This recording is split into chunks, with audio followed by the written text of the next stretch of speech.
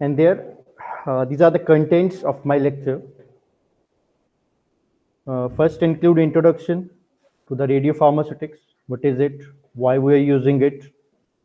Next, in the next part, we are going to discuss various types of isotopes, isobars, isotones, and the nucleic isomers, which these are the commonly used terms in the area of radiopharmaceutics or the radioactive materials.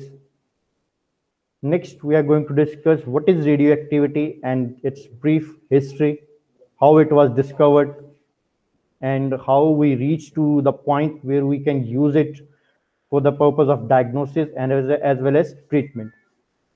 Then we briefly discuss about the nature and the radioactive decay processes, the first order, second order reactions. And third, in the next, we are going to discuss the radioactive particles or the decay process particles like alpha rays, gamma rays, and beta rays, and properties which are associated with them. Then we briefly discuss about the importance of half-life of the radio elements. Then we discuss the units.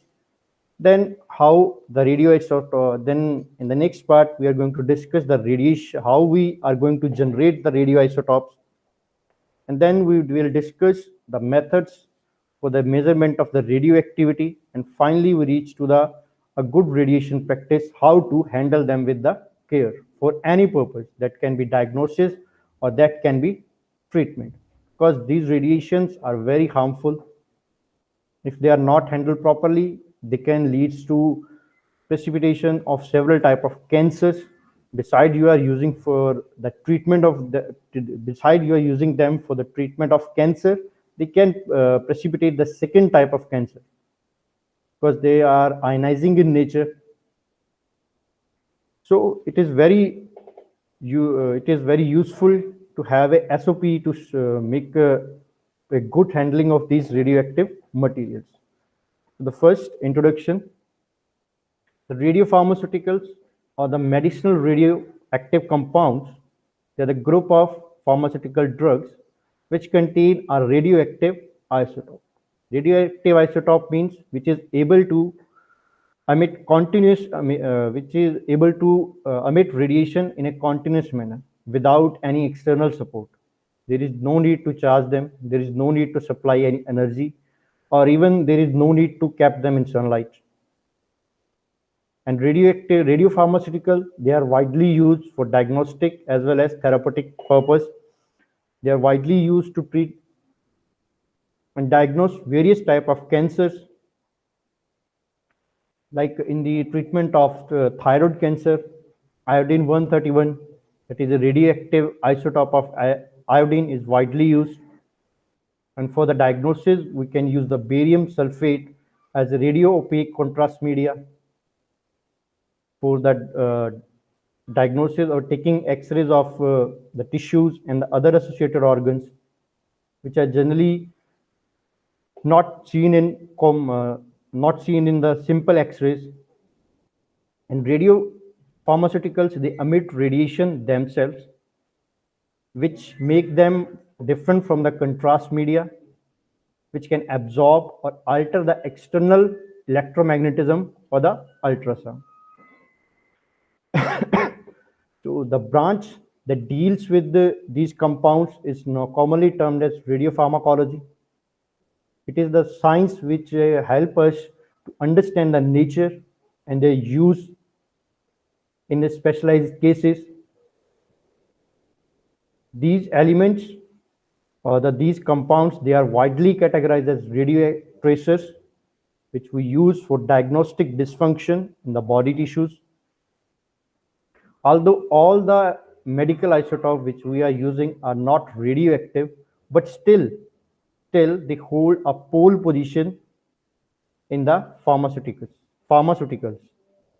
They are one of the oldest techniques and the oldest drugs which are used to treat various type of cancers and other associated life-threatening disorders.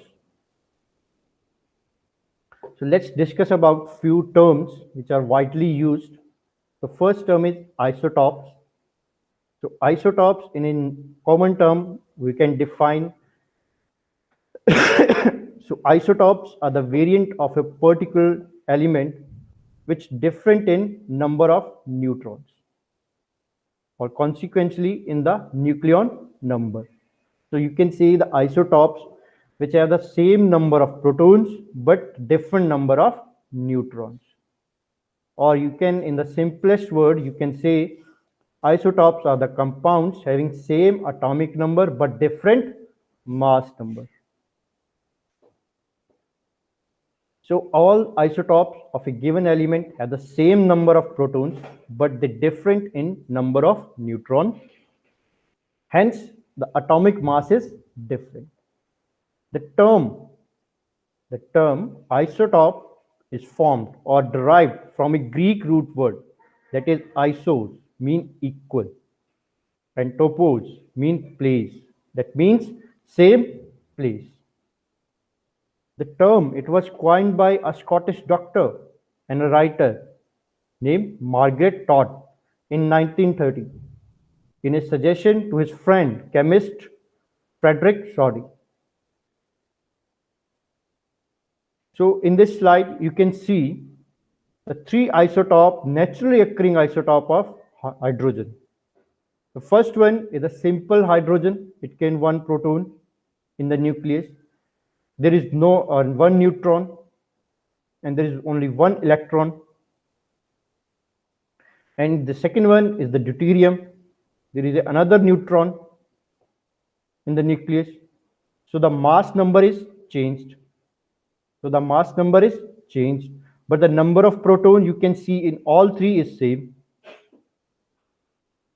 And in here we have two neutrons and the mass number is 3. So simple hydrogen, or which we call it protium, it contains only a proton and electron. And deuterium, it contains one proton and one neutron and one electron. So the mass number is the total number of protons plus neutrons. As we already know, the number of protons and electron in a given atom is same. Will always remain same, so that as to maintain the neutrality of an atom. Because protons are positively charged species, while the electrons are negatively charged species, and neutrons carrying no charge. So as we switch to deuterium to tritium, the number of neutrons become 2 and the proton number is 1. So the molar mass of tritium is 3 and atomic number is 1. So in these three, you can see the atomic number is not changing. It is always remaining 1. There is only one proton in that. While the atomic mass, it is switching by one mass more in the every atom. So proton or the protium, it is represented as 1h1, deuterium 1h2, and tritium 1h3. So these are naturally occurring isotope of hydrogen, in which protium, that the natural abundance of simplest form of hydrogen is much more as compared to deuterium and the tritium. Next term is isobars. So isobars are the atoms or the nuclei of the different chemical atom that have same number of nucleons. They may have a different atomic number, but they have a similar mass number. They actually so I've given an example of series of isobars like sulfur 40, chlorine 40, argon 40, and potassium 40, and calcium 40. You can see their mass number is same, although their atomic number, sulfur is 16, chlorine is 17, argon is 20. So although they were all three have the different atomic numbers, but their mass is same. So all these type of nucleoids, they are termed as isobars. While the nuclei of these nucleides, I have already told you the atomic number of these nuclei are the different, but they are having a same mass number, although with the increasing proton and neutron count. The term isobar, it is originated from term isobase. It was coined as isobase, which was coined by a scientist named as Alfred Walter Stewart in 1918. And the word it means, it is a Greek word which means isos. It was, you can divide it into two parts. One is isos, that we have already discussed in the previous isotopes, means equal, and baros means weight. So the isobars having equal molecular weight. So how that is why they are named as isobars. So there is a rule which implies to them. That rule is known as Matches isobar rule, which states that if the two adjacent elements in the periodic table have isotopes of the same mass number, at least one of them will be radioactive. तो first rule क्या कहता है कि अगर दो adjacent element है, बिल्कुल साथ साथ वाले एलिमेंट्स हैं पीरियोडिक टेबल के, and they are having isotopes with the same mass number और दे आर द आइसोबार्स, उनमें से एक तो रेडियो एक्टिव होगा ही होगा. And another rule it says कि अगर तीन आइसोबार्स हैं एंड दे आर सिक्वेंशियल, मतलब तीन ही एक ही सीरीज में, तो एटलीस्ट उसमें जो फर्स्ट है and the last they are the stable ones, while the middle one, that is a radioactive material. So you can see the iodine, beryllium and the xenon 126 all are having mass 126, in which you can see the iodine and xenon, they are the stable ones. Iodine 131 is radioactive and beryllium is radioactive. Next, the term is isoton. The term was coined by a German physicist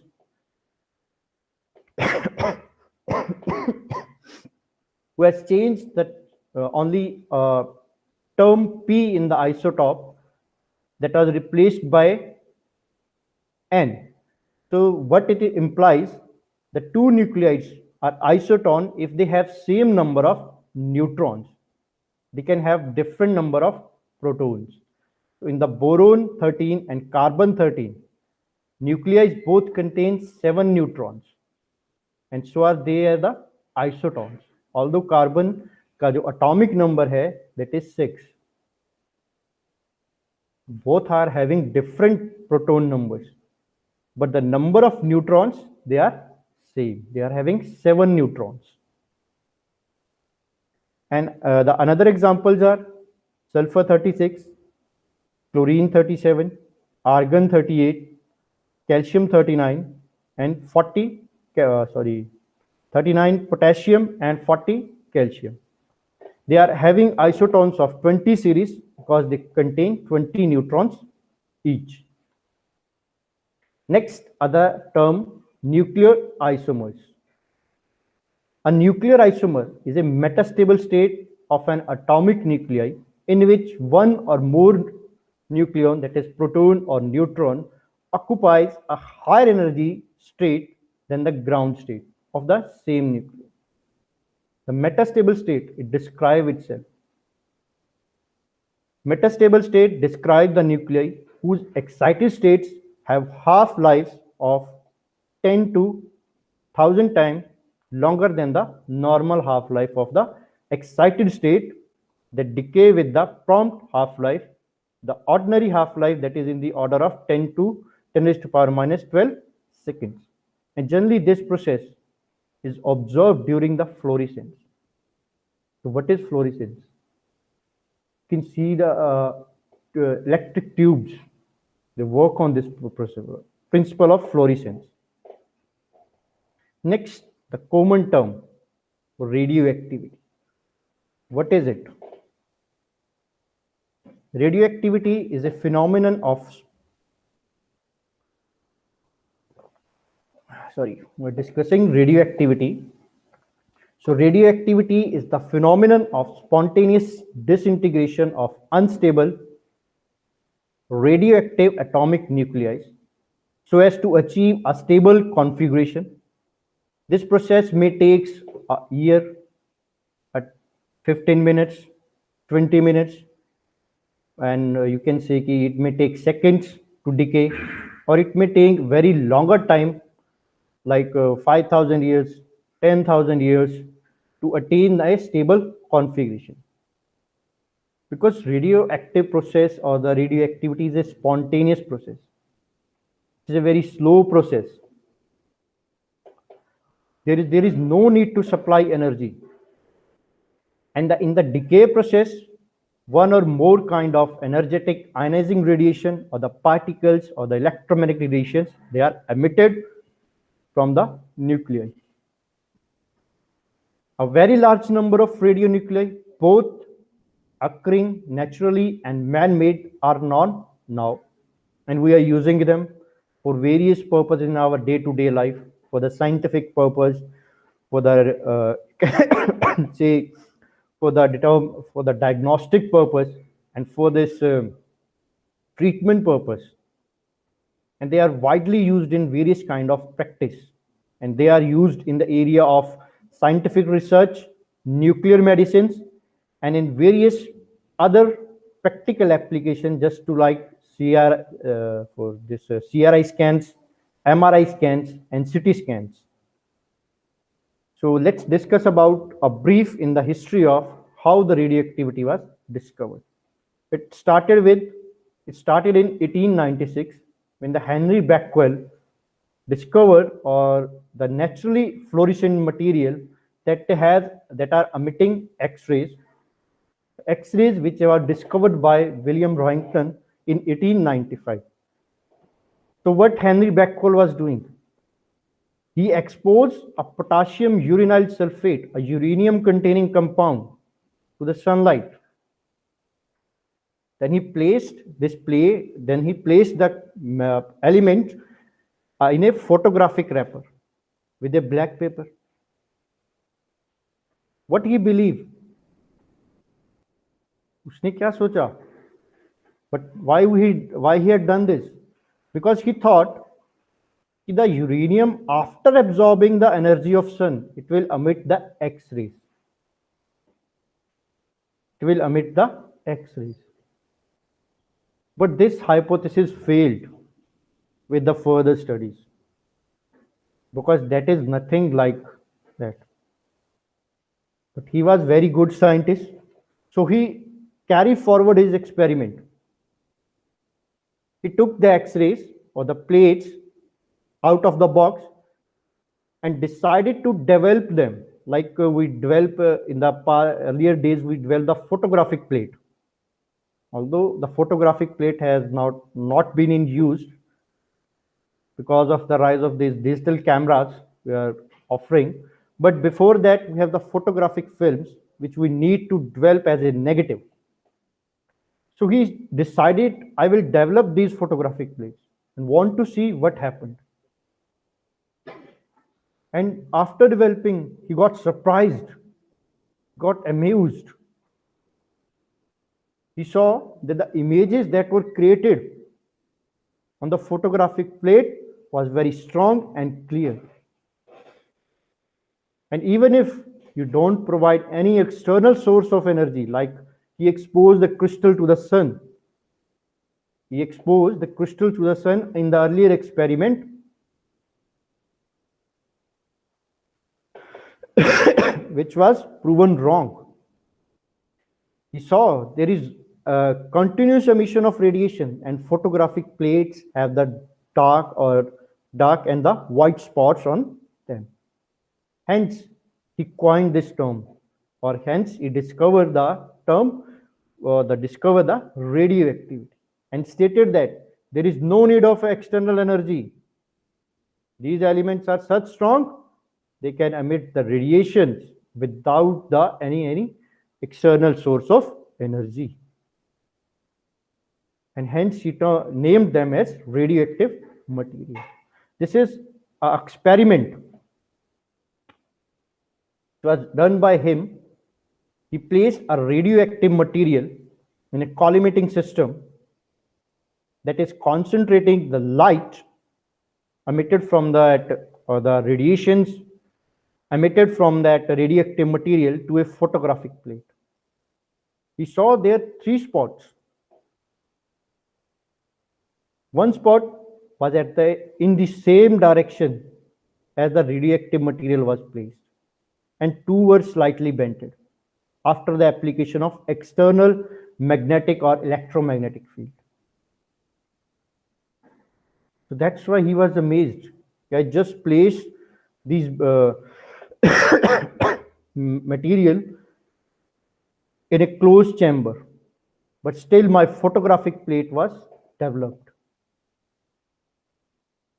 So Becquerel, what he used the same apparatus which was used by Roentgen to discover the X-rays.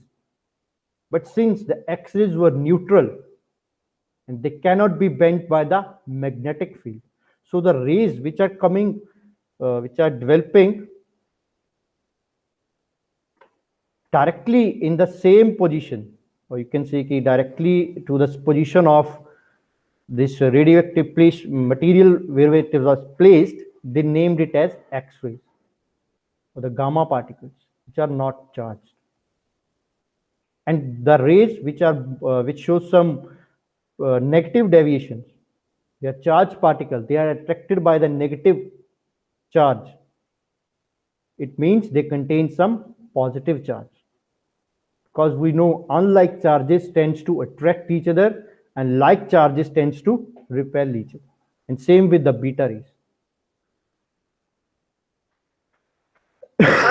But the new radiation that he discovered, they were found to bend by the magnetic field. So he discovered these radiation must contain some charge on them, and these radiations are different from the X-ray. And he also stated that when you put different radioactive substances in the magnetic field, they deflect in different directions, and showing there were three different rays which are emitted from a radioactive material carrying charge or neutral. There are three type of radiations which are, one of them is negatively charged, then there is a positive charge species, and then there are electrically neutral species. Later on, the term radioactivity, it was coined by Madame Curie. We already know about her. She was a pioneer scientist in the terms of this radioactivity discovery, and who together with her husband Pierre Curie begins to investigate the phenomenon that was recently discovered by the Becquerel.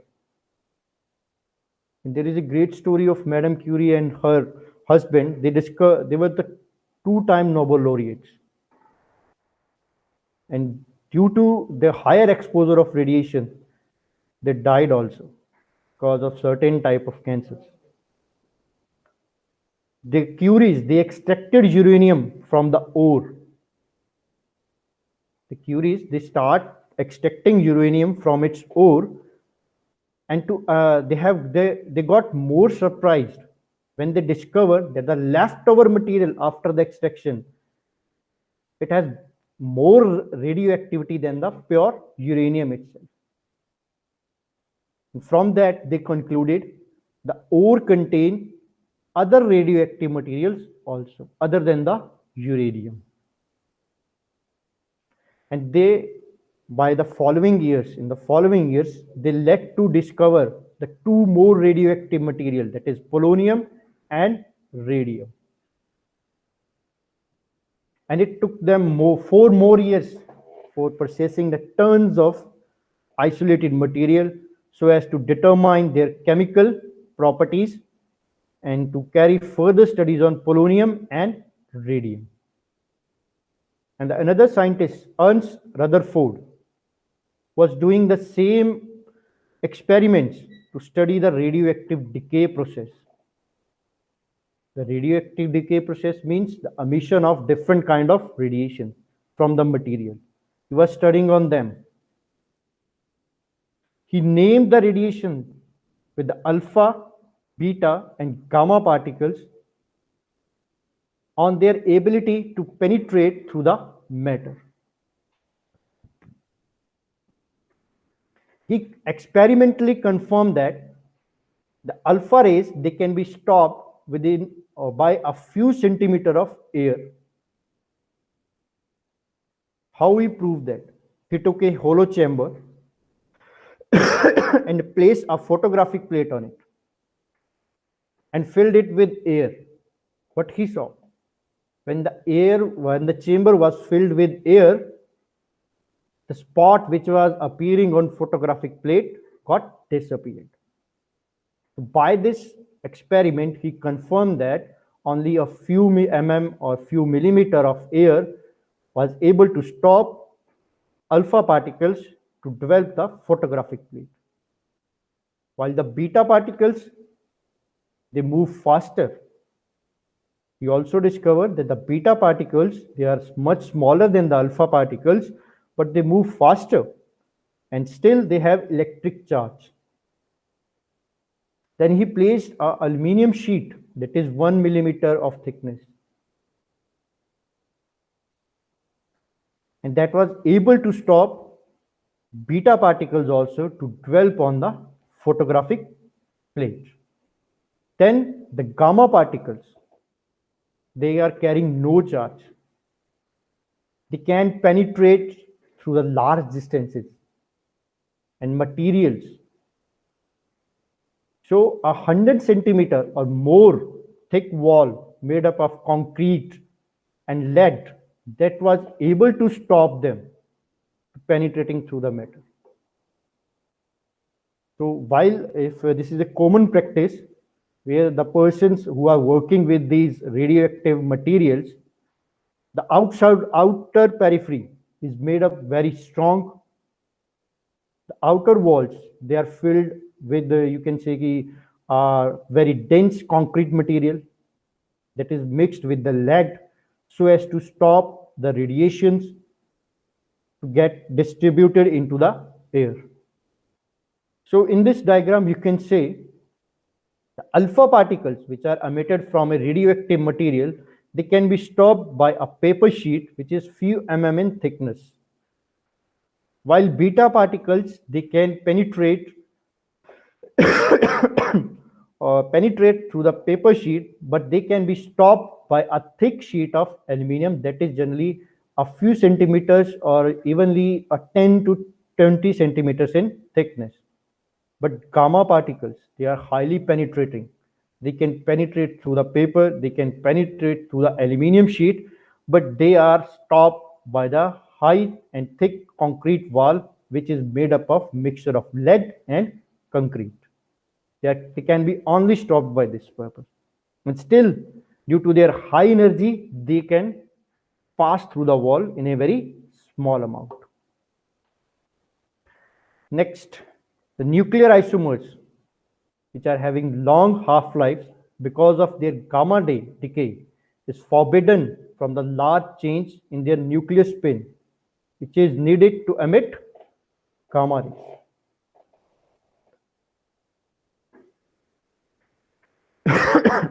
So technetium 180 has a spin of 9 and it must undergo gamma decay to make technetium 180 with a spin of 1.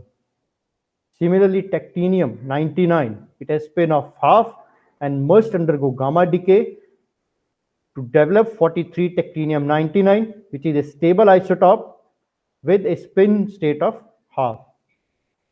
Next is the nature of radioactivity.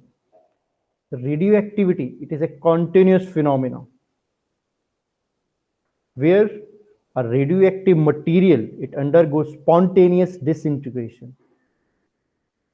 Because the radioactive material, they are generally unstable in nature.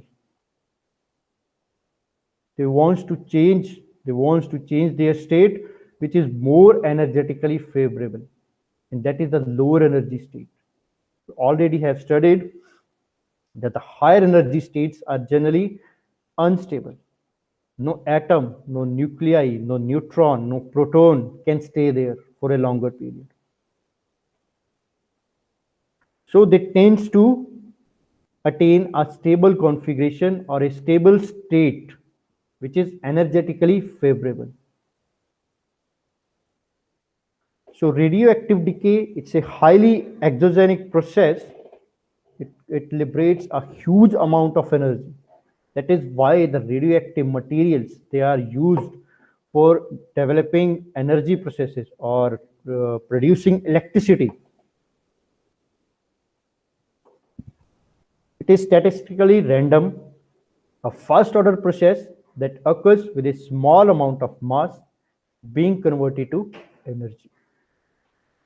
It is a first order process and each radioactive species is characterized by its own half-life. Half-life is the length of the time in which initially a very large number of such nuclei will have to decay only to half of the original number. तो half life क्या है? Half life वो time है जिसमें एक radio active material अपनी concentration का half रह जाता है या आधा रह जाता है. So every radionuclei have their different half-life. Like carbon-13, it is widely used for fossil studies because of its longer half-life. The half-life of carbon-13 is 578 years. In a radioactive decay process, a relatively large amount of energy is liberated with the each disintegration, and that is typically 1 million times more than the amount of energy that is liberated in a exothermical chemical process. Exothermic chemical processes which liberate energy during the reaction. So the energy is much more higher than a simple exothermic reaction. So this energy can be utilized in different aspects of life. It can be used to generate energy. This energy can be converted into, you can say, electric energy.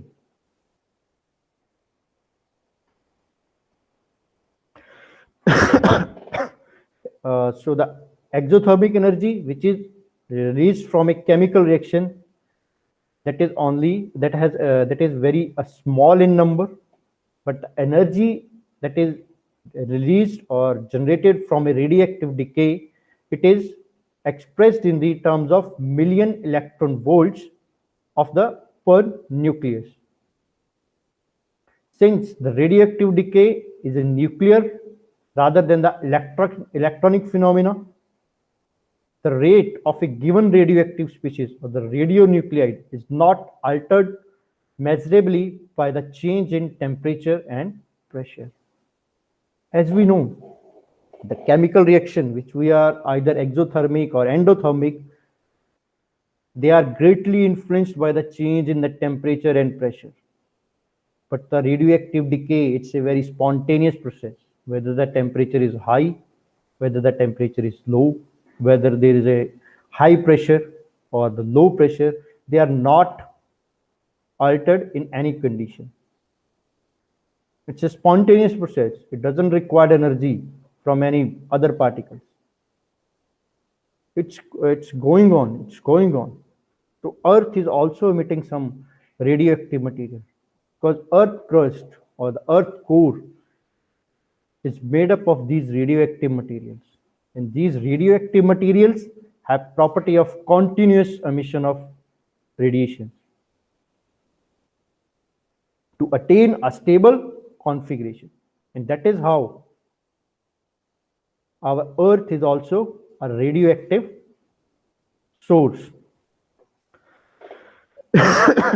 The only exception to this is the production of very slight changes in half-life by the use of a great pressure on a few radionuclides that decay by the process of orbital electron capture. We can alter the half-life by applying great pressure. This is only applicable to those radionuclides which undergo the decay process with the orbital electron capture by striking the electron into them. It is a nuclear fission process. So the unstable, the next slide, unstable, that is the radioactive species, they are represented by the chemical symbol of the element with the mass number of the species shown in the subscript on the left hand side, and the atomic number is shown in the superscript on the left hand side.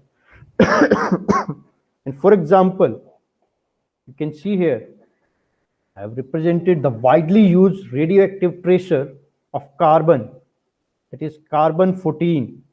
Although its natural abundance is very low, but it is very important in various kinds of fossil studies because of its half-life. The half-life is 5,730 years. So a small amount of carbon 14 took this much of amount years to disintegrate into its half concentration. So by knowing the number of carbon 14 left in that specific fossil, we are able to judge the actual life period of that fossil. Like we don't know. We usually say that dinosaurs and the other species, they exist million or trillions years ago. So carbon 14 was the method. Carbon 14 dating method was used to determine the age of fossils. That is why we know that dinosaurs and the other species, they exist on the earth a million or trillion years ago. So radioactive decay processes is very important to learn how the radioactive materials are decaying. When an unstable radionuclide, it undergo disintegration or decay process to change into a stable or lower nuclei configuration. During this decay process, three types of radiations, that are alpha rays, beta rays, and gamma rays, they are emitted. And these particles are discovered by Ernst Rutherford in 1899, as I have already told you. And this decay process occur in different series, which we are going to discuss in the following slides. So this is a common representation of a radioactive decay process. Here we have a radioactive material in a lead block, so that the radiation coming out from them is not distributed in the whole environment. We place the radioactive material in a lead block and place a photographic film above them so as to verify where the spots are formed. You can see the alpha in the next diagram. You can see the alpha particles, they are deflected to the negative charge or negative field, and while the beta particles, they are carrying the positive charge, negative charge, they are deflected towards positive field. While the gamma particles, they are not carrying any charge, hence they are not deflected by the presence of any electric or magnetic field. So this is the radioactive decay of uranium-238, or it is called as uranium series. You can say the uranium-238 in a half-life, or in a year, 4.5 into 10 raised to power 9 years, after undergoing various alpha decays, it is converted into thorium-234, which took 24 days to convert into polonium-234. Polonium-234, and that is after a series of beta decays. That polonium-234 in only 1.2 minutes, that is around only 62 minutes, it undergo another beta decay to convert into uranium-234. that is stable, that took 22.5 into 10 raised to power 4 years, and after a number of alpha decays, it is converted into thorium 230, which took 8 into 10 raised to power 4 years to convert itself into radon 2 to, sorry, it's radium 2 to 5, 2 to 6, after a series of alpha decay processes. Then, in a time period of 16 into 10 raised to power 2 years, that is around 1600 years, that radium undergo various alpha decays to convert it into radon 222. That is only in 3.8 days or nearly 4 days undergo various alpha decays to convert it into polonium 218.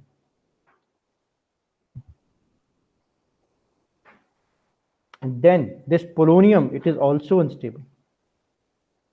And in just 4 minutes, in just 3 minutes, it undergo another alpha decay process to convert itself into lead 214, which is also radioactive. Which is also radioactive isotope of lead. That radioactive isotope undergo another beta decay, and it is converted into bismuth in just 27 minutes. And that bismuth undergo another beta decay process in just another 20 minutes, and it is converted into polonium 214. That polonium 214 is very unstable. In just fraction of seconds, it is undergoing another alpha decay to change it into lead 210, which took 22 years. And a series of beta decay processes to convert it into bismuth 210, which took only 5 days. And go a series of beta decay processes to convert it into polonium 210.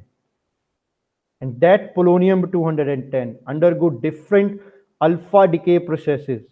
For alpha decay processes, in nearly 140 days, it is converted into lead 206, which is a stable isotope of lead. So in this series, you can see uranium 238, it is converted into lead 206, which is a stable isotope. And after that, there is no further disintegration. So next series is thorium series.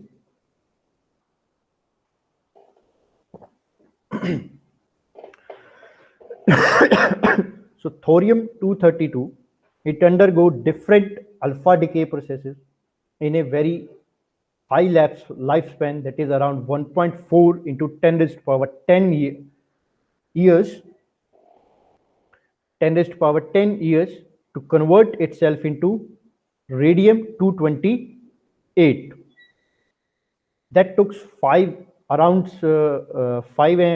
quarter to 6 years. That took quarter to 6 years and undergo different beta decays to convert itself into actinium 228, which is stable only for 6 hours, around 6 hours and 15 minutes. And in that 6 hours and 15 minutes, it undergo various beta decay processes to convert itself into thorium 228, which took around 1.91 years, around 2 years, to convert itself into radium 224, which is only stable for 4 days.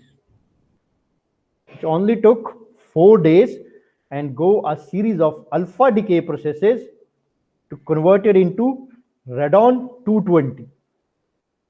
Converted into radon 220.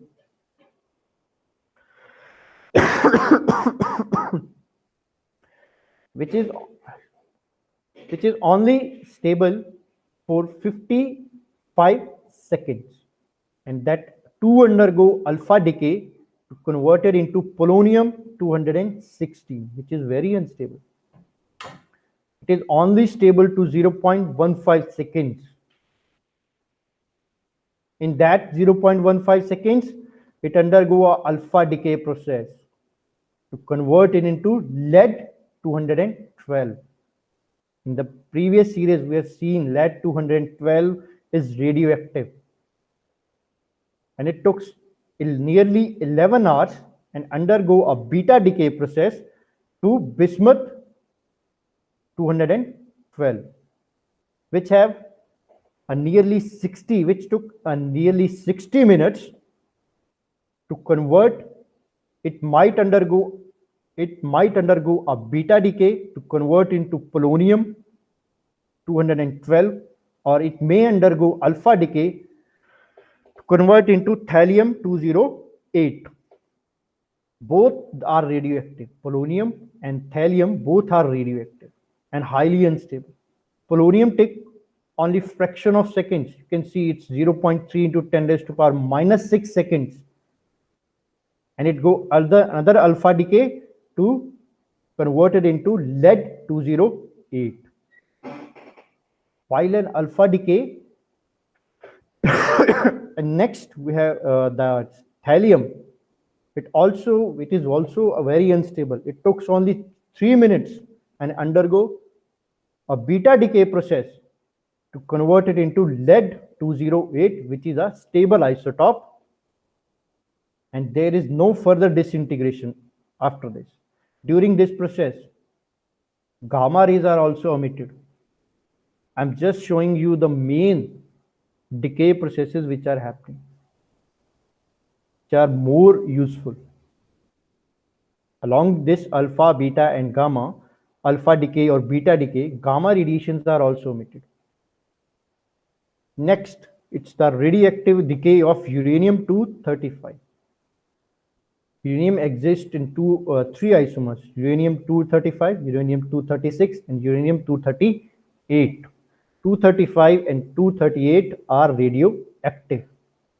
So uranium-235, it took 7.04 into 10 raised to power 8 years to convert itself into thorium-231, which is only stable for 26 hours. And that thorium, it is converted into practinium-231 after undergoing a beta decay. That practinium-231 took 3.27 into 10 raised to power 4 years. And with a series of alpha decays, it is converted into actinium-227. Then it may undergo two types of processes. One, which is more preferential. It undergo a beta decay process, which convert it into thorium-227 in 21.8 years. And only a fraction, it might undergo a alpha decay, which convert it into francium-223, which is only stable for 22 minutes. And both of these, actinium is converted into thorium in just 21.8, nearly 22 years, and francium, that is the minus process, it undergo a beta decay, it is converted into radium.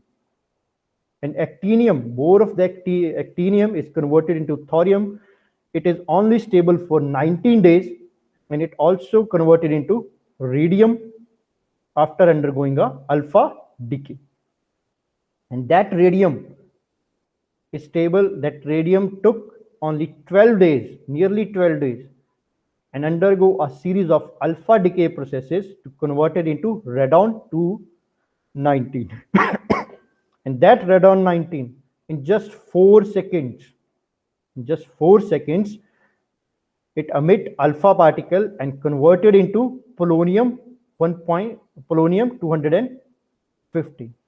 And that polonium in just 1.78 milliseconds undergo another alpha decay process and converted into lead 221. Lead 221, it took 37 minutes and undergo a beta decay to convert it into bismuth 2211. And that bismuth, there are two processes. It might undergo beta decay to convert itself into polonium 221, that is only 0.3% of the molecules. They are undergoing this process, and it undergo alpha decay, that is 99.7%, into tactinium 207. And both of these nuclei, polonium and tactinium, they undergo alpha and beta decay to convert into lead 207, which is a stable isotope. So in this series, uranium 235 is converted into a stable isotope, that is lead 207.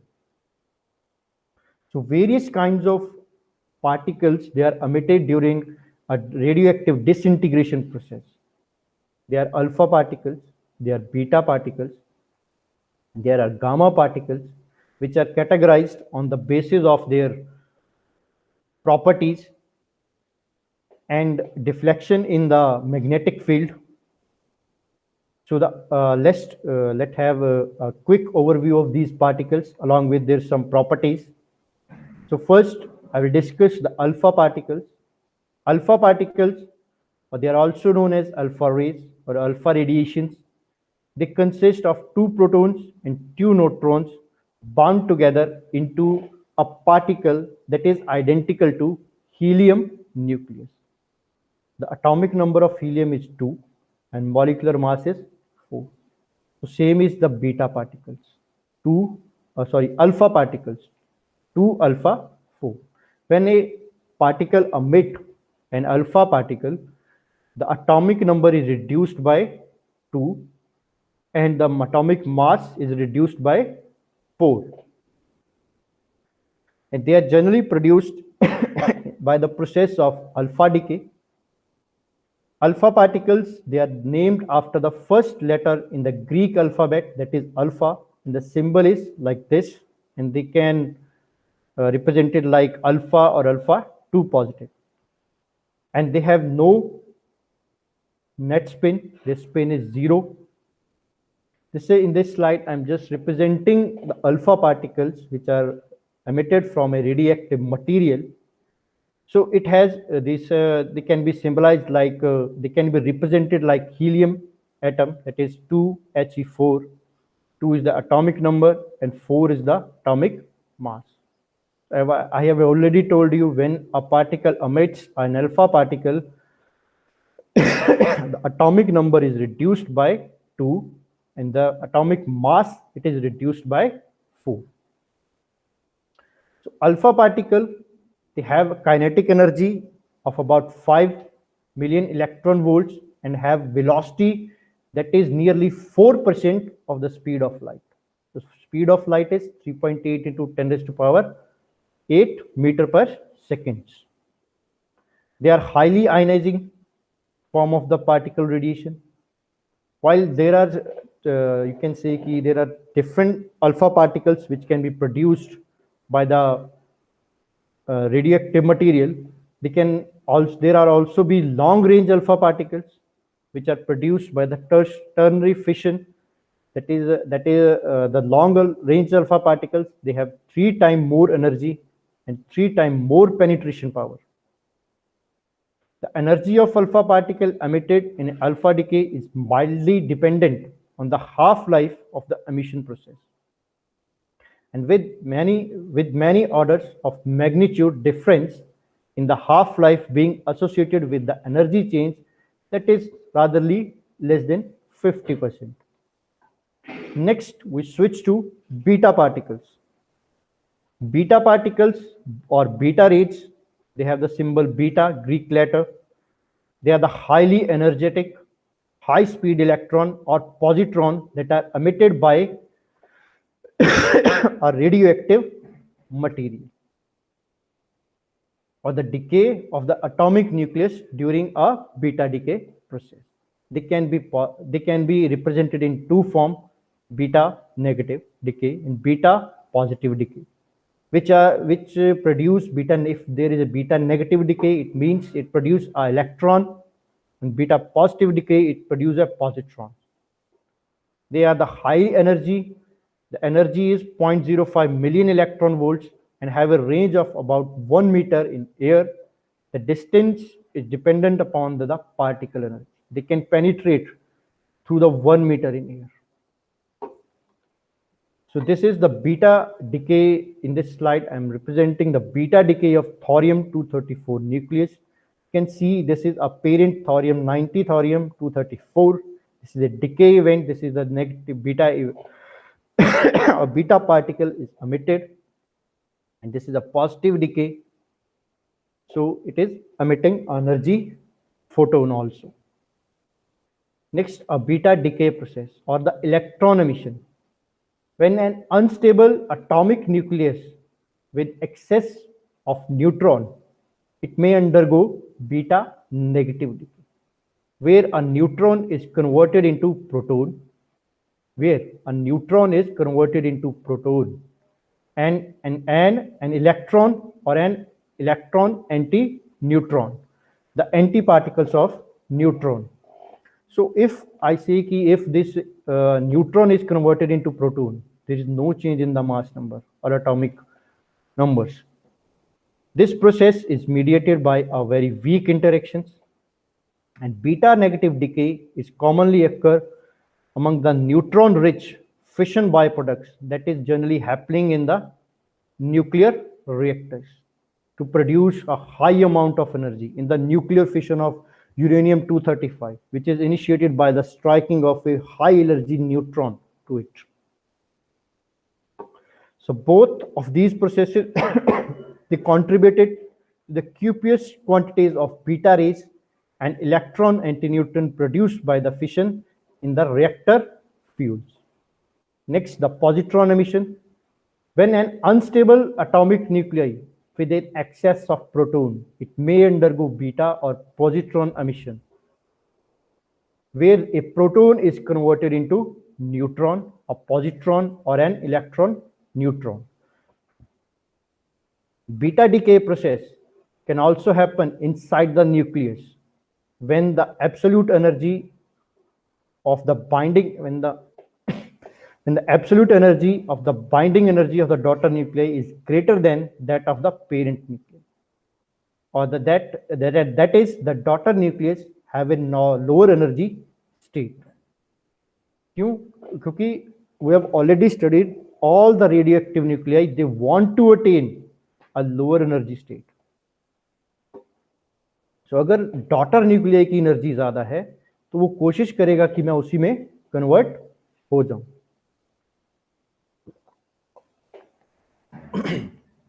Next are gamma radiations. A gamma radiation or gamma rays, they are represented by symbol gamma, which is also a Greek letter.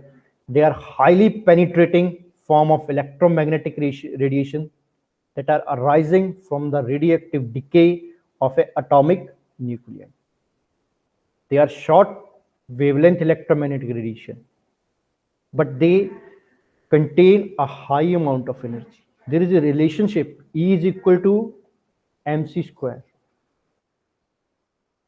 and that c velocity you can convert this relationship into, it can be written as E is equal to hc by lambda, where h is the Planck constant, c is the velocity of light, and lambda is the wavelength. From that relationship, you can derive the energy is inversely proportional to the wavelength. And as I have said, these are the shortest wavelength radiation, so it has high energy. They can travel in the air faster, and that is why they have the highly penetrating radiation, and they are more commonly termed as photon energy. And they are the scientist named Paul, which was a French chemist, he discovered the use of gamma radiation he discovered the use of gamma radiation which are emitted from the radium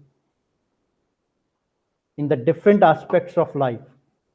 From that relationship, we are able to use these gamma radiations to studying various type of nucleus and to generate some radioactive materials and to use them as a treatment for various cancers. So gamma radiations, they arise from radioactive decay process, and they have energy in the range of few kilo electron volts, that is approximately to 8 mega electron volts. You can see अभी तक हमने जितनी radiation study करी है उनकी सिर्फ energy 5.5 इतनी range में आ रही है. So these have turns into kilo electron volts to mega electron volts. So you can see it's a very high amount of energy. It can ionize any kind of material, even blood, if it is exposed for a longer period of time. And it can damage the DNA.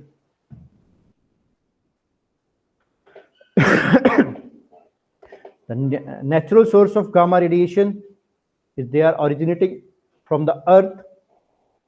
They are as a result of radioactive decay and the secondary radiations from the atmospheric interaction with the cosmic particles. Gamma rays or X-rays, they are both electromagnetic radiation and they have no charge. And since they have overlapping electromagnetic spectrums, they are termed differently by the different scientists. And even sometimes they are collectively known as photons, because gamma rays and X-rays both are electrically neutral. Gamma rays, they are highly ionizing radiation, and thus they are biologically hazardous. And due to their high penetration power, they can damage the bone marrow and the internal organs.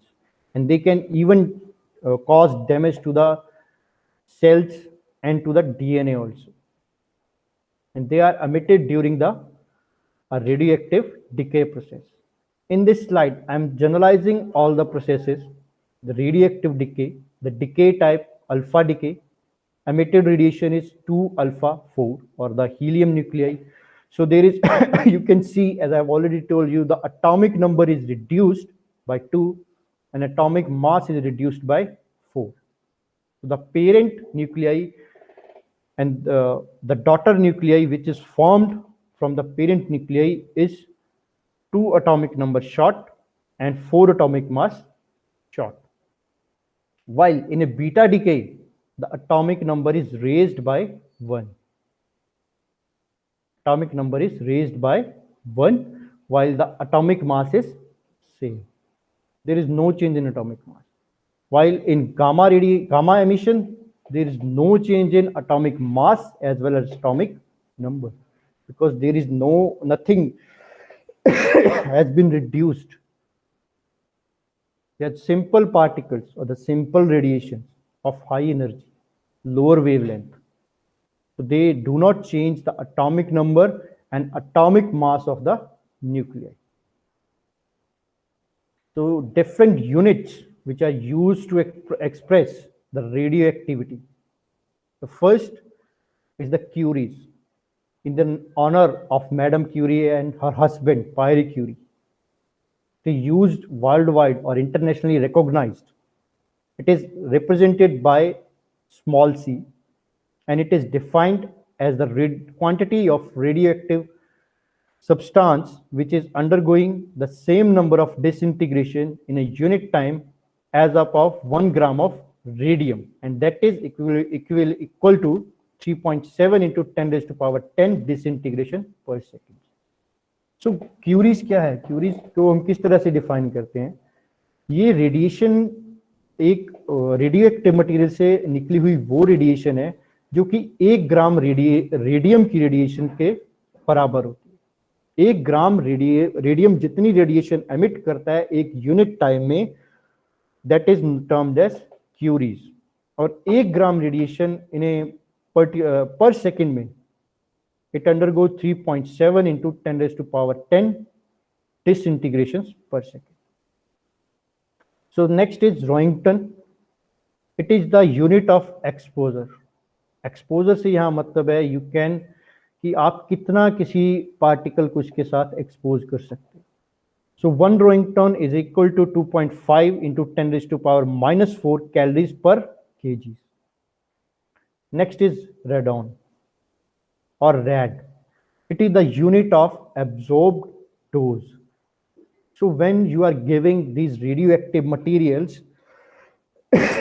we need to justify their dose, because higher dose, they are quite toxic in nature. They can damage the other tissues, other cells present in the body. Although you are treating a simple type of cancer, but you never know, they can generate the secondary cancer. So it is a quite common thing. The person who are treated with these radiations, their skin is generally burnt from the outside if it is given through the radiation therapy. Next is RAM. It is the unit of dose equivalent. We will discuss this in later slides. Next, the half-life of a radioactive element. As I have already told you, the radioactive decay, it is a spontaneous process, and after a repeated number of disintegration per second, the number of atoms have been reduced to half of its original concentration, and the number of disintegration, they are also reduced to half. So it is the time required by a radionuclide to reduce its concentration to its half of the original concentration. So half-life, it is the formula for determining of half-life is generally 0.693 by delta. So delta is the disintegration constant whose units are per second. एक second में कितने disintegration हो रहे हैं, उसको अगर आप इस फैक्टर से इस फैक्टर को उससे डिवाइड कर देंगे, you will have the half life. For example, iodine 131 has a half life of 8 days, while phosphorus 32 has a half life of 14.3 days, while the sodium 22, it has a half life of 2.6 years. And we have seen uranium 238, it has a half life of nearly 4,05,000 years. Next is the production of radioisotopes. How to produce the radioisotope and why we need to produce the radioisotopes. Because if you want to use them for the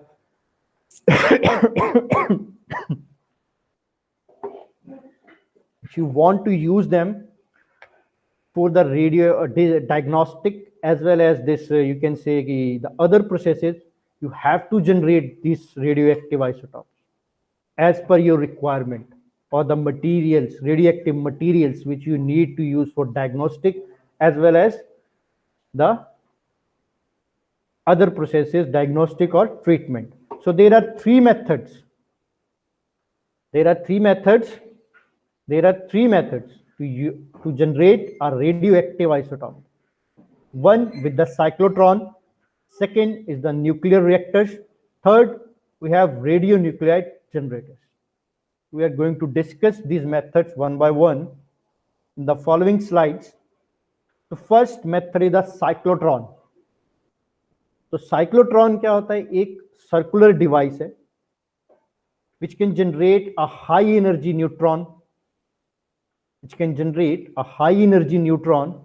which can strike with a high force and high energy to the target material which might not be radioactive.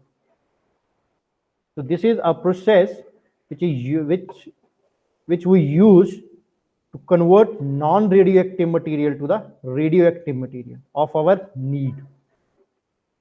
So in this diagram, you can see this is a general representation of cyclotron. It is a circular shape, disc type apparatus or the generator, which is divided into two Ds. You can see this bluish pink part. It is the D of radio cyclotron generator.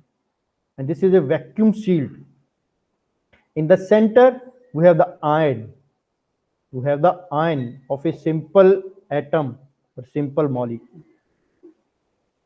And these they are arranged in a circular path so as the energy which is supplied to this ion, it starts revolving in the circular motion.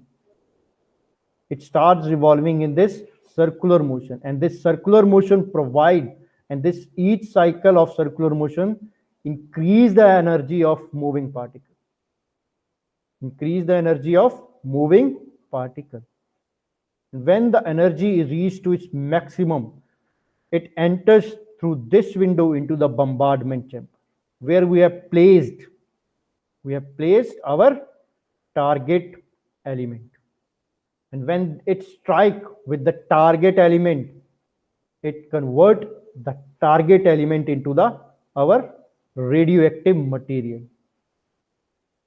So in this diagram, you can see the simple diagram D, how we are applying the magnetic field to give the energy to place centrally placed ion, or the ion which is inserted into the center.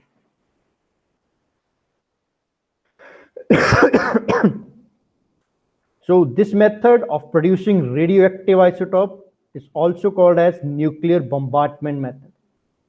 The cyclotron, it consists of a vacuum chamber into which the ions or the smaller particles are injected into the center. And these ions are accelerated in a circular path by a high frequency alternating voltage that is applied to the two D-shaped electrodes, most commonly known as D. And I have already showed you these Ds. And these Ds are hollow and they allow particles to move in between them in a circular motion. And these particles are then made to move in a spiral pattern or a circular motion from the center of the vacuum chamber to the outside by applying a large static magnetic field. As the particles move along with their path, they lead to the edge of the cyclotron, and finally they enters into the bombardment chamber, where they interact with the target nuclei to produce a radioactive isotope, which we use in our further studies. So there are some examples of radioisotope which are produced by cyclotron method. The most commonly technetium-99, which is used in 80% of nuclear medicine studies. The target metal is molybdenum, which is bombarded with the ions or high energy particles to produce molybdenum-99, which is unstable. And this undergo a simple decay process to convert it into technetium-99, which is radioactive and which is used for imaging of various organs, tissues, and is also used in PET scanning, MRIs, and the other CT scans. The another example is fluorine-18. It is used in FDG PET scanning as well as with the choline. It is created by the bombarding oxygen-18 rich water with proton to produce fluorine-18. So we have to fill the bombardment chamber with a oxygen, or you can say the water which is containing heavier isotope of oxygen, and that water is bombarded with protons, with high energy protons, to convert it into fluorine-18. And the fluorine-18 has a half-life of 1.87 hours, and it is a very good gamma emitter which has energy of 511 kilo electron volts. Another element which is produced by the cyclotron method is gallium-67. is used in the citrate form for imaging, for creating an image of inflammation and tumors. The another element is used is thallium 201, which is used in chloride form for the images, for creating or for determining the function of cardiac system. Next, we have nuclear reactor systems. Nuclear reactor, they can be either fission type. Most commonly, they are the fission type, or you can say ki we have to insert the nuclear fuel in the form of rods, and we have to start the nuclear fission process. And we have to insert some coolant rods or the controlling rods, which absorb the extra neutrons, like in the uranium fission process, which is happening in the nuclear reactors, which strike the uranium with a high energy neutron, and that neutron break the neutron into two smaller nuclei, and during that process three high energy neutrons are generated, and those three high energy neutrons are strike with another three uranium atoms, and this process is repeated number of times, 3 to 9, 9 to another 3 times, 27, then another 3 times.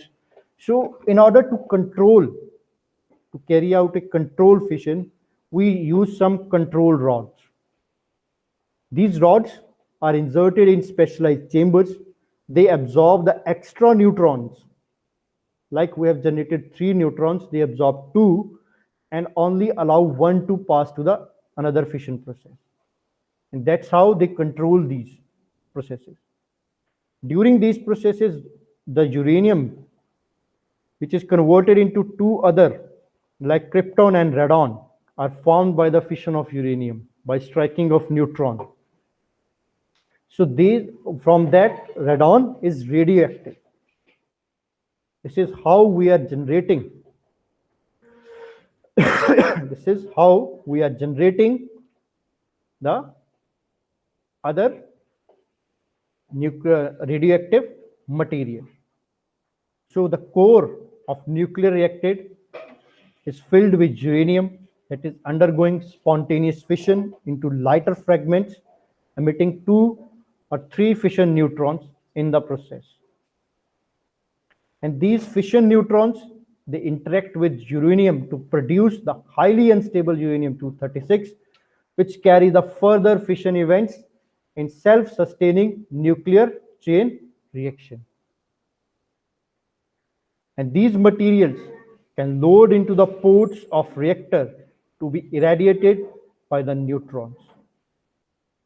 And the neutron, which are excessively produced, I have already told you, they can control or captured by these controlling rods. I will explain it again. These are the fuel rods or the uranium rods, which is undergoing a spontaneous emission of neutrons. And even we can start this fission process by making, by making a high energy neutron to strike with it. When that high energy neutron strike with it, it produces 2 other. The uranium is divided into 2 different smaller nuclei like krypton and radon. And during this process, 3 more high energy neutrons are produced. And those high energy neutrons, they strike with it another molecules of radium or uranium, and that is producing more amount of energy.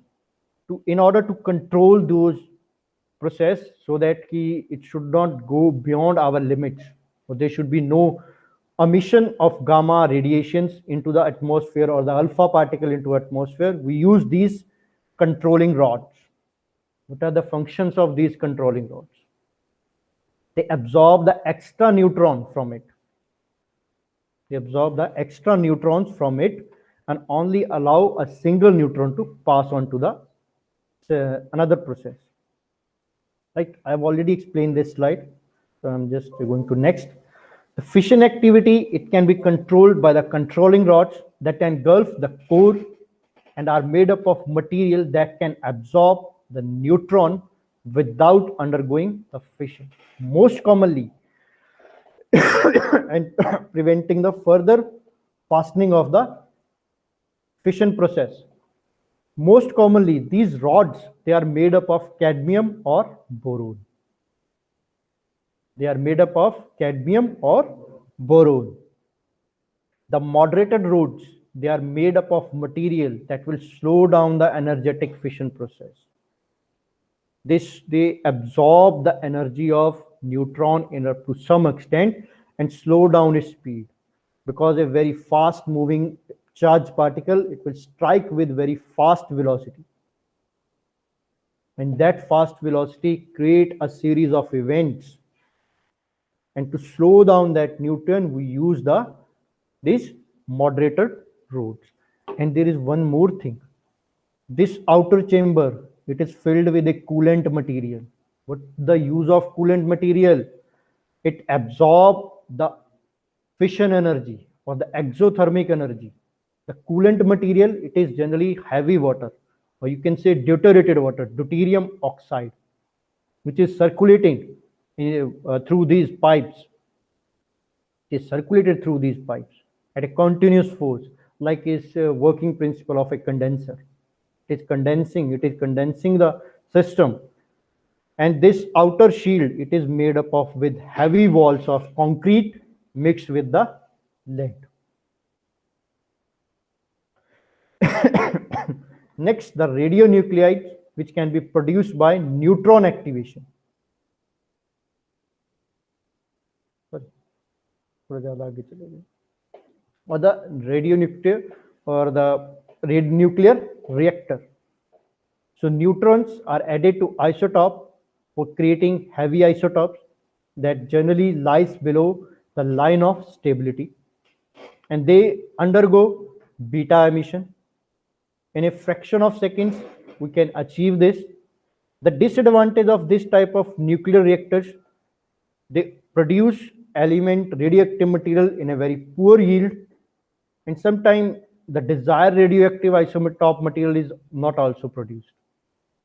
So some of radioisotopes which are produced by these methods are molybdenum 98,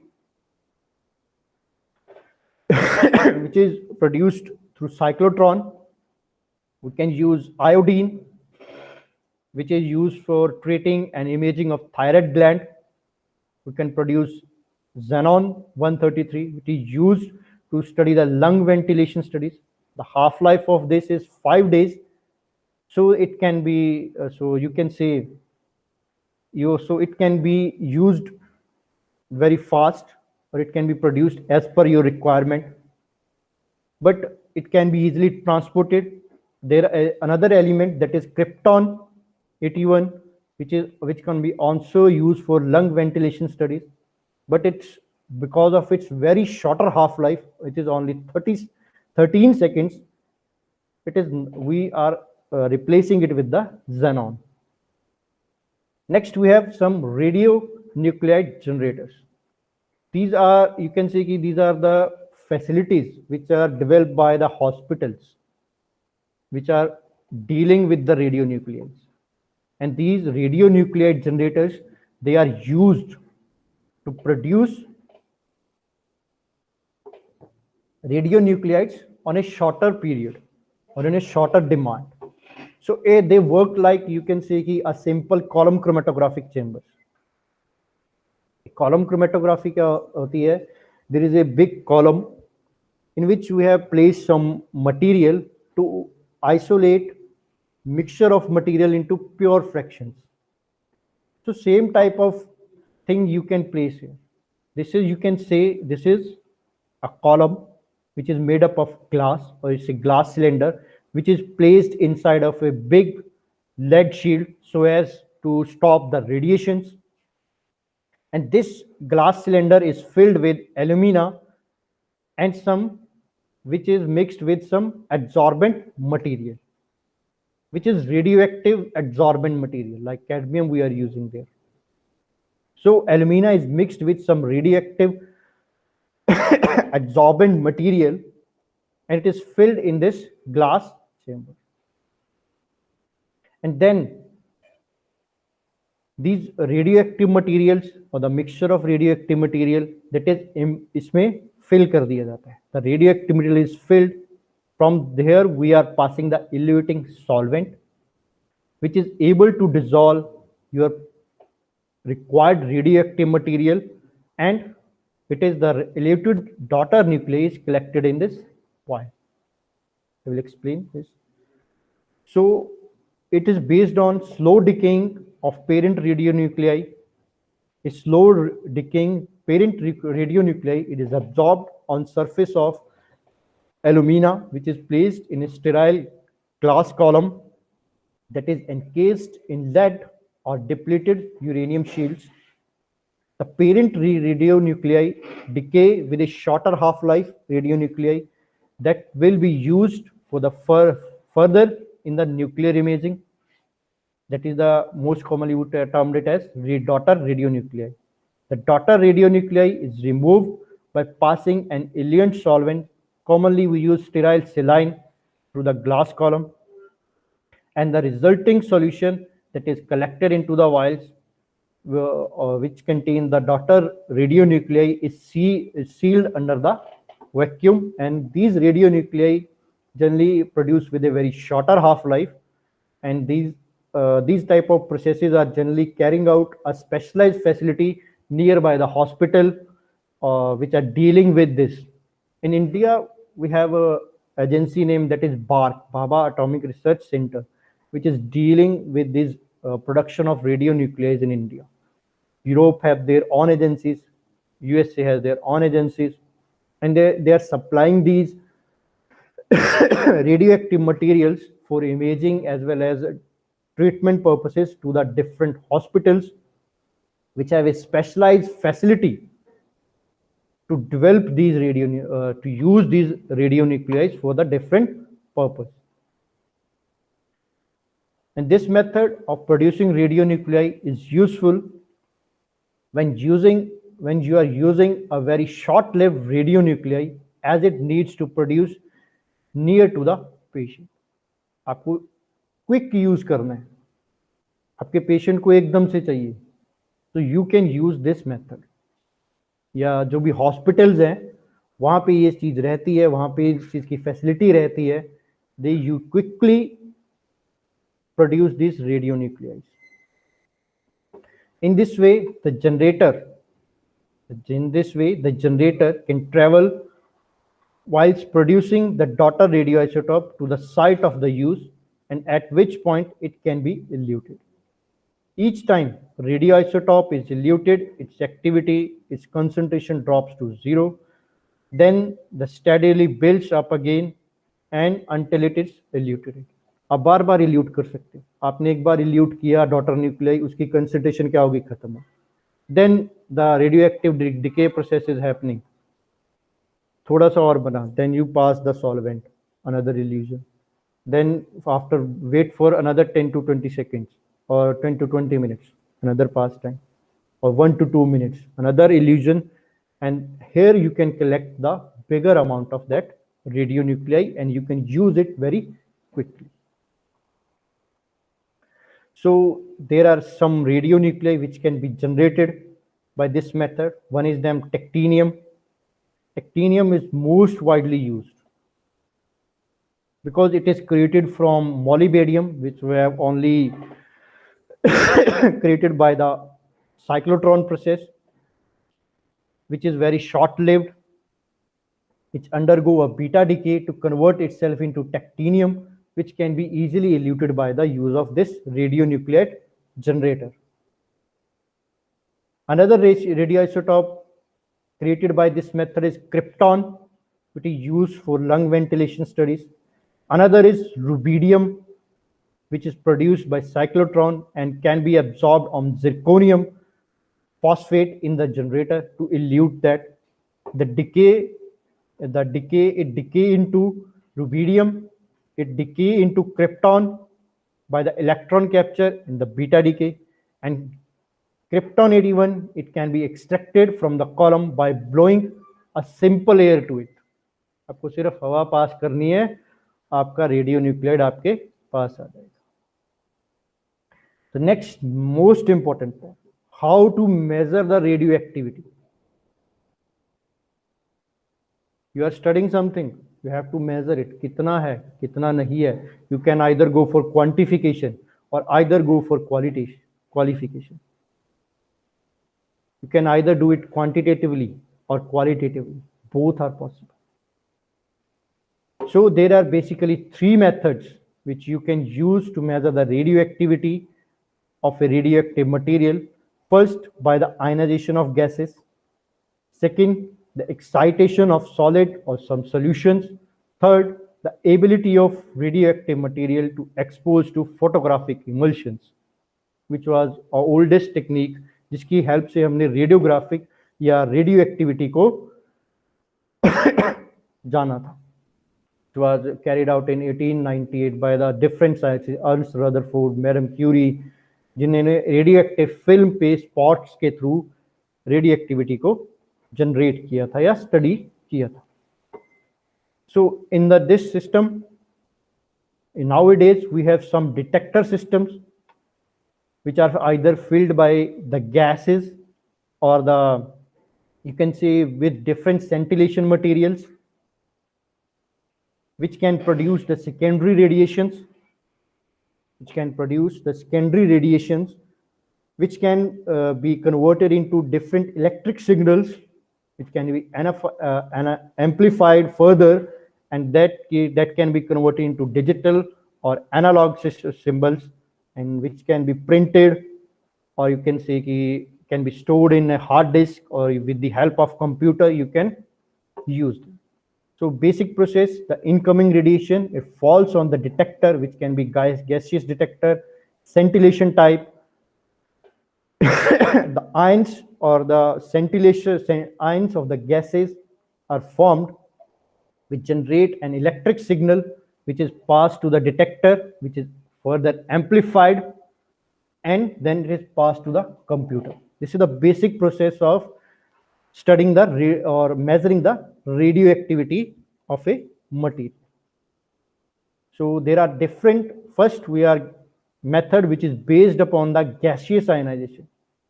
So here we have three type of counters or chambers which are used.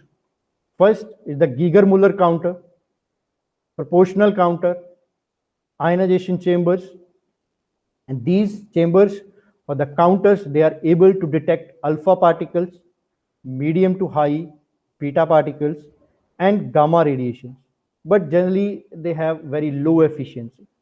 The signal is very poor. We need further amplification of the signal. So in the you can see here, this is a journal diagram of a gas field detector. So gas field detector are nothing but they are the hollow tubes which are filled with some type of gas that can be neutral gas, helium, xenon, argon, krypton, radon. These type of gases are filled in these chambers, and they are placed with a anode and cathode system inserted inside of that. We have just like these electric tubes. They are at one end that is a positive end, one end is a cathode, and one is a anode, and in between a gas is filled. When you pass the electric current, the gas ionizes and it emits the electron, which is traveling from positive end to negative end. And that gas, that more electrons while traveling, they emit some radiation. That's why we are seeing this electric lights, or we are able to work in the dark. And this principle can be easily implied to measurement of radioactivity, because we have studied radioactive material ionized or the radio ionized the radiation which are produced by the radioactive material, they are ionizing in nature. They can ionize the gases, and even they can ionize the blood cells, or even they can damage it. So it can be used. So let's discuss one by them.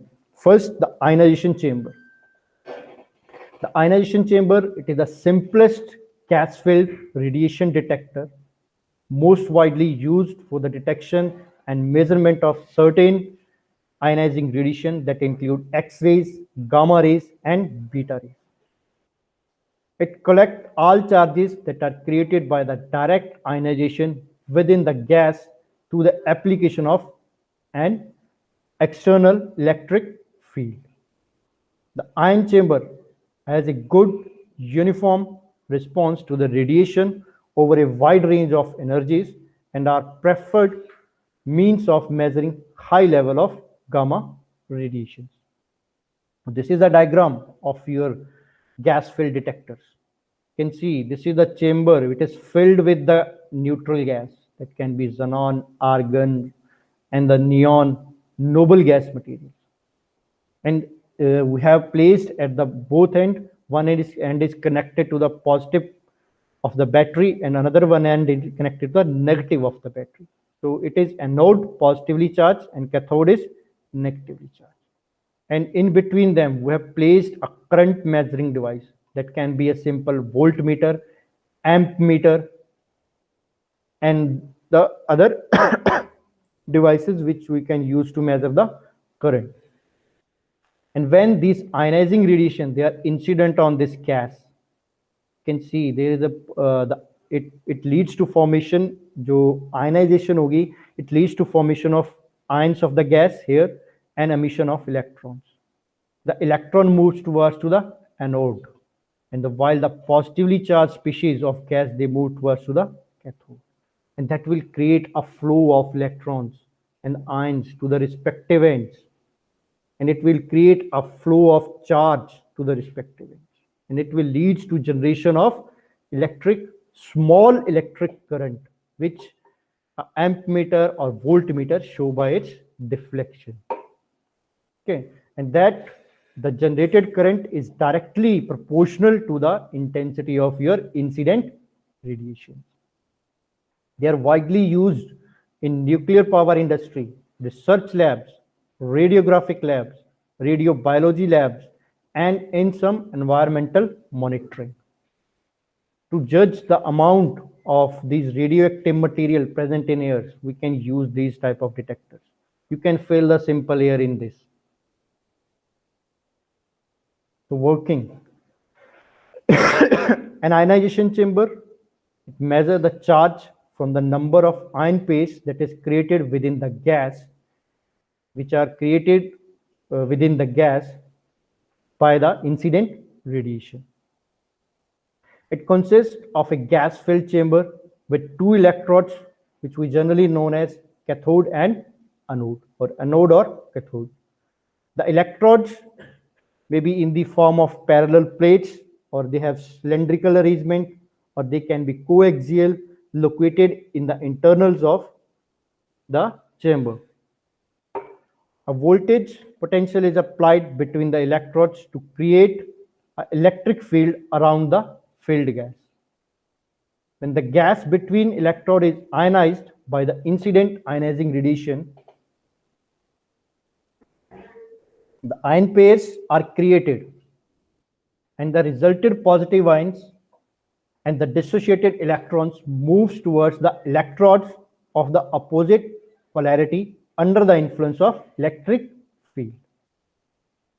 The generated ions, this ionization leads to generation of a small electric current, which you can measure with the electrometric circuit, or you can, I will say, with the amp meter or the galvanometer, which are the devices which are used to measure the current, or there can be a digital display which is just showing how much current it is generating in ampere units, microampere units.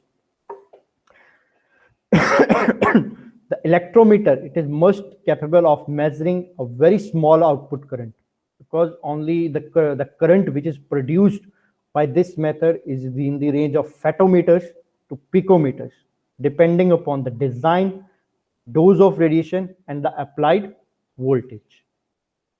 So the applications of ionization chambers. Ionization chambers, they are widely used in nuclear industry, as they provide an output that is directly proportional to the dose of radiation. In the previous slide, I have mentioned this. The capability to produce the current, it depends upon radiation dose, how much radiation you are passing on that reactor. And it is also dependent on the applied voltage and as well as the chamber design. The ionization chamber, it found a wide applicability in the home smoke detectors or in the detection of the smoke in the outside environment. You can see in the news, Delhi में हर रोज लिखा आता है कि कितनी smoke का level आज, क्या air quality है. This is measured by this methods. In medical, physics, and radiotherapy, ionization chambers are used to ensure that the dose which is delivered during the therapy are in good amount, or it is you can say ki the dose is in actual amount which have been it is used to study the difference of the actual dose and the absorbed dose. How much dose has been absorbed, how much you have given, so that you can adjust the dose accordingly. We have handheld detectors for that. They are just placed on the organ in which your radioactive material has been used, or you can say ingested. The chamber, it is widely used in handheld radiation survey to measure the amount of beta as well as gamma radiations. The proportional counter, it is another type of gas field detectors which are used to measure the same ionizing radiations. Its ability to measure the energy of incident radiation by producing a detector output pulse that is proportional to the radiation energy absorbed by the detector due to an ionization event. It is widely used where energy levels of incident radiations must be known, such as a discrimination between alpha and beta particles, and the for accurate measurement of X-ray doses. This is a diagram of proportional counter. You can see here, we have placed two rods, anode and cathode. And this chamber is filled with an inert gas, argon. And through this small window, the radiations are coming.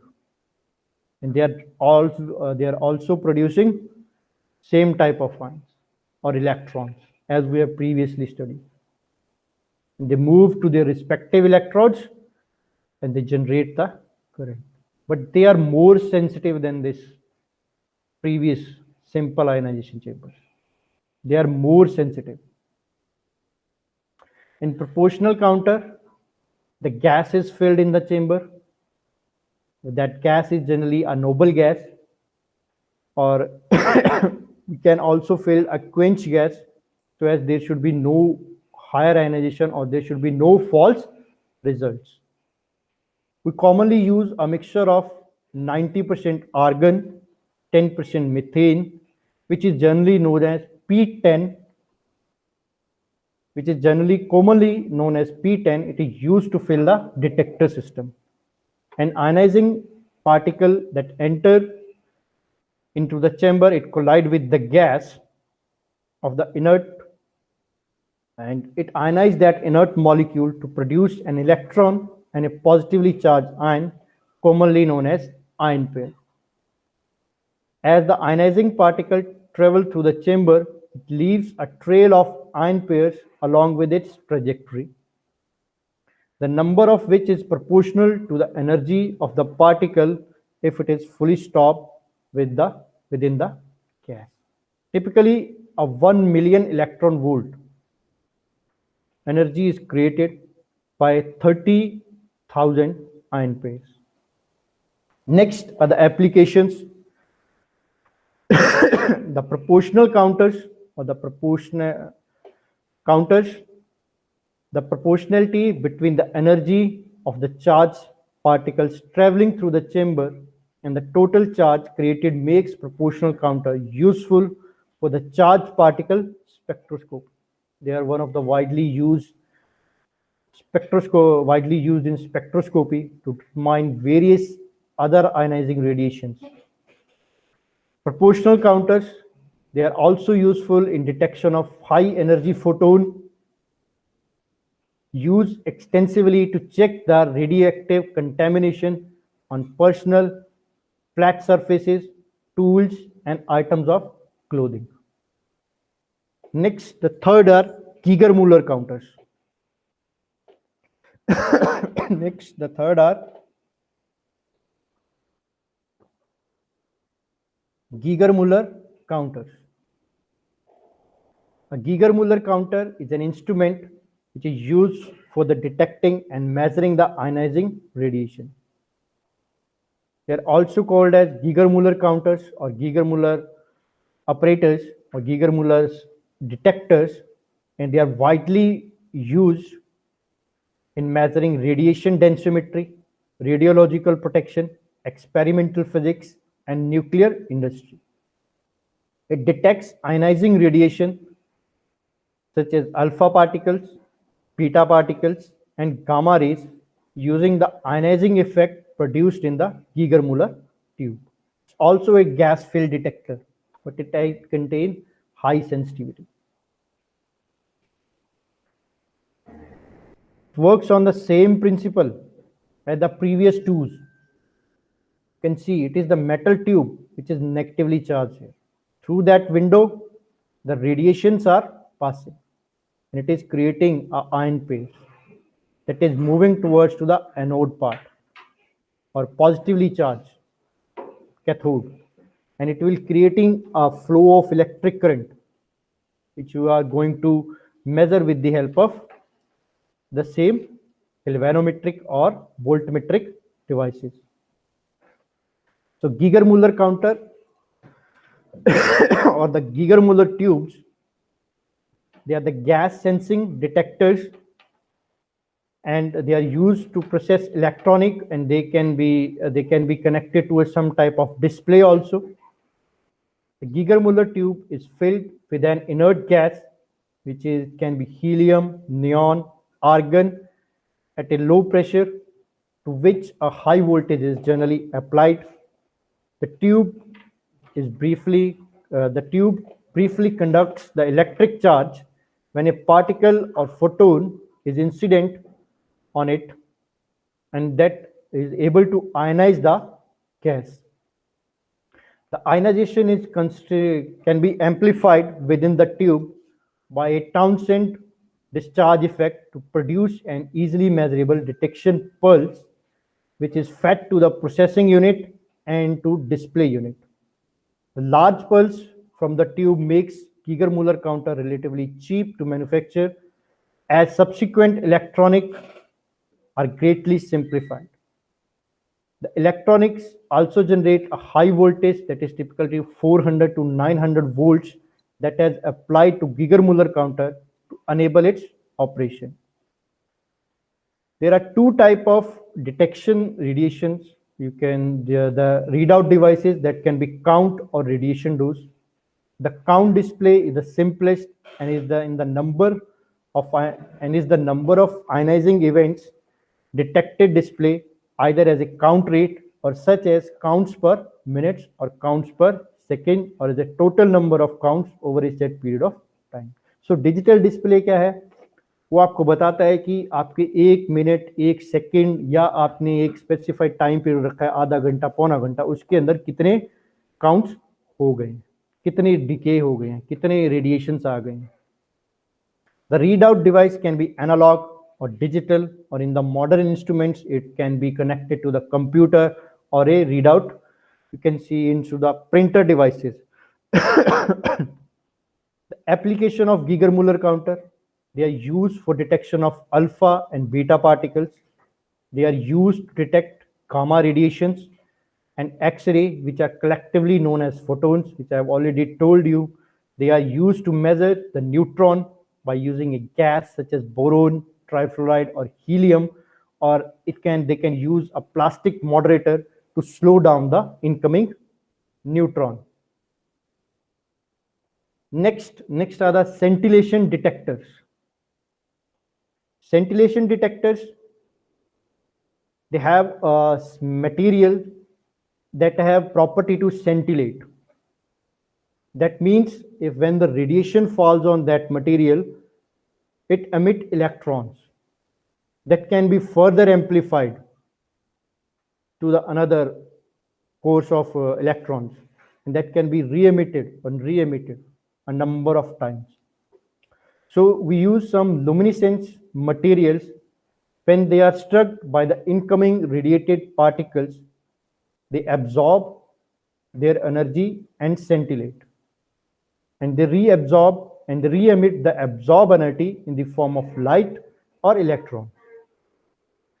Sometimes there is excited states is metastable, so the relaxation back down from the excited state to low state, that will delay the process. It will in the order of few nanoseconds to hours, depending upon the nature of material. The process then corresponds to one or two phenomena: a delayed fluorescence or phosphorescence. It the correspondence depend upon the type of transition and hence the wavelength of emitted optical photon. This is a general representation of a scintillation type detector. So, here in this chamber we are filling this scintillation material on which your incident radiation are falling, and this luminescence material is emitting energy photon which is targeted on this photocathode, and from that photocathode it is generating the further beam of electron, which is and that beam of electron is targeted on the further anodes, or further you can say these are smaller anodes which used for secondary ion emissions or light emissions. They are also called as dynodes. And when this electrons strike with the dynodes in the order of multiplication of 2 or in order of 3 or 4, they emit the radiation or electrons. In this way, the signal which is started from there, it is very weak signal, it is amplified. You can see यहाँ से एक electron गया, उसने 1 से 4, 4 से 16, 16 से 64, 64 से further multiplication, इसका स्क्वायर कर लीजिए, and then further squared. And this signal is, you can see there is a very good signal which has been reached to the readout devices, and that readout devices is connected to high voltage, or it's not they are connected to the computer and other readout devices. And this tube, it can be used for further it is most commonly termed as photomultiplier tube, which is a very good detector used in UV visible spectroscopy. A scintillation detector or scintillation counter is obtained when a scintillator is coupled with an electronic light sensor such as photomultiplier tube, photodiode, or silicon photomultiplier. PMT absorbs the light emitted by the scintillator and re-emit it in the form of electron via the photoelectric effect. The subsequent multiplication of those electrons, which are generally called as photoelectrons, results in generation of an electric pulse which can be used or analyzed further by the detector system. So vacuum photodiodes, they are similar like the photocathodes. They are placed at higher energy to generate the more and more excitable electrons so that the signal can be enhanced. So the applications, scintillators are used in, you can say scintillators, they are used most widely by the American government as homeland security. They are used for particle detectors, new energy resources, X-ray security, and nuclear cameras. They can be used, they can be coupled with computer or gas exploration.